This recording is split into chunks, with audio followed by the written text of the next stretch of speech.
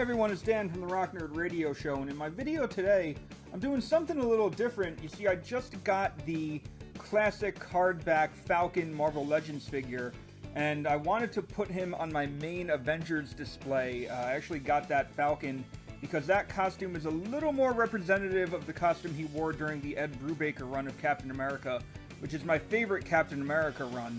And in order to highlight that character on my Marvel Legends Avengers display shelf, I had to clear the entire shelf because the old Falcon that I have from the Mr. Fix-It wave is on a flight stand literally in the back of it. So I'm pulling everybody off the shelf now so that I can put the new Falcon on the shelf. You can see there are a couple characters left who I don't have to completely get rid of. But I'm going to go through the other characters that I'm adding back onto the shelf. One of the great things I love about the new Falcon, by the way, is that it has a peg hole in the back, so I can stick the old Toy Biz Red Wing on the figure. That Red Wing came with the Toy Biz Falcon figure, who I no longer have. I've gotten rid of in favor of the Hasbro versions. But yeah, so now I'm just kind of trying to situate him back in the back of the Avengers display. Not anything against Falcon, I just have him in the back because I want him to be flying in my display or look like he's flying. So I kind of have to hide that flight stand with some other figures as I do that.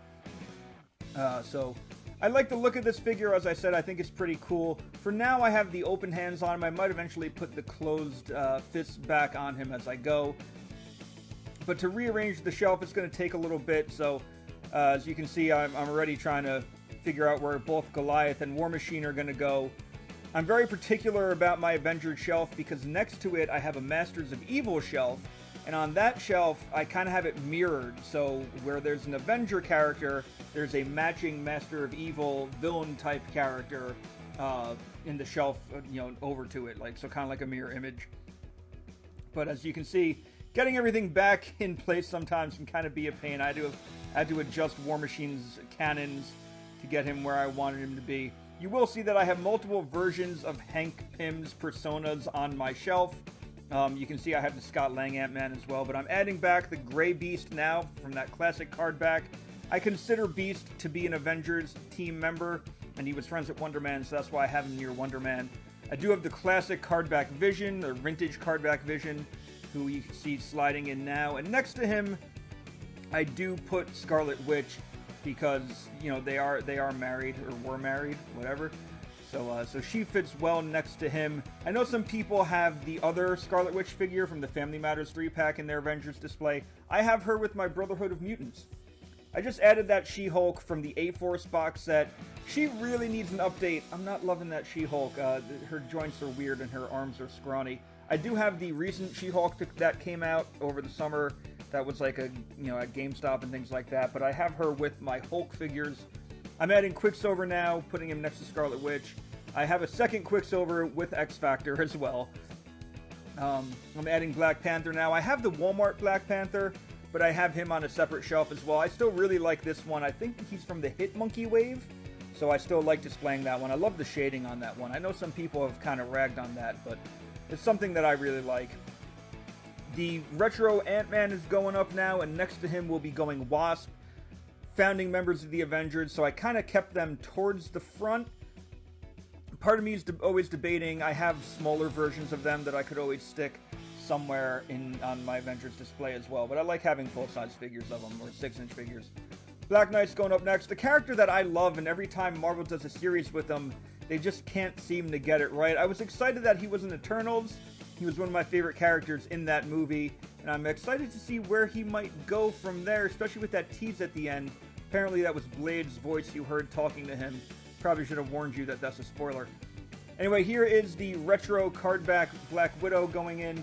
I do have the Walmart one in the gray suit with the jacket, and I switch them in and out of my display pretty regularly, actually, but right now I'm going with that one. Jacosta's next, a character who, if I didn't need the Mr. Fix-It Build-A-Figure, I probably wouldn't have gotten, but I figured rather than hunt down the part, I'll just get the figure. So she kind of made it onto the Avengers display by default. There aren't too many Avengers left that I really want to add to this display, if I'm being honest. I want like a Jack of Hearts. That's kind of about it. I have Jessica Jones as Jewel on my shelf. The actual, like, Netflix Jessica Jones I have, one of the very few live-action figures I have, but I have her with my more street-level characters, like Daredevil and next to Luke Cage and Iron Fist. Here's Hank Pym's Yellow Jacket, a figure that we are desperately in need of an update on. He's still got those weird thighs. I don't love them. But I did put Tigra next to him for a very specific reason. If you're a reader of the comics, you might know that when Yellow Jacket was being impersonated by a Skrull, Yellow Jacket and Tigra had a relationship. So that's why I put them there. It kind of makes me laugh to signify relationships on my shelf like that. I do put Carol Danvers on my shelf as Miss Marvel, the Captain Marvel figure I have with my Guardians of the Galaxy. Of course, I put Hawkeye. Hawkeye's always been one of my favorite Avengers ever since I was a kid. I don't know why. I love his costume. I think he's a neat character, so I always include him on my Avengers display. I do have the newer Hawkeye figure, or the one that's in the more of a like current costume, like the one you got in the Disney Plus show. That one is also with my street level guys. And this US agent that I'm adding onto my shelf right now, he is definitely going to be replaced by that new one that was just announced recently at the Hasbro live stream as part of the controller Build-A-Figure wave. So he's on there for now, but eventually he'll probably be swapped out for that new one. I really like the look of that new US agent, new US agent figure. Next, I do have the Julia Carpenter Spider-Woman on my display shelf. I didn't really know where to stick her, but she is she's a design that I love, so I did buy the figure, and she was an Avenger, so I stuck her there. And Mockingbird goes next to Hawkeye. Again, if you've been reading the comics for a while, you might know that Mockingbird and Hawkeye were married, so that's why she goes there. I would love a classic Mockingbird, though. That costume's fine, but the classic one is what I really want.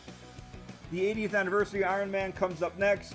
I love the gold and red on him. I think he looks great. I do have the AI one with the more like yellow as opposed to gold, but of course Captain America goes next.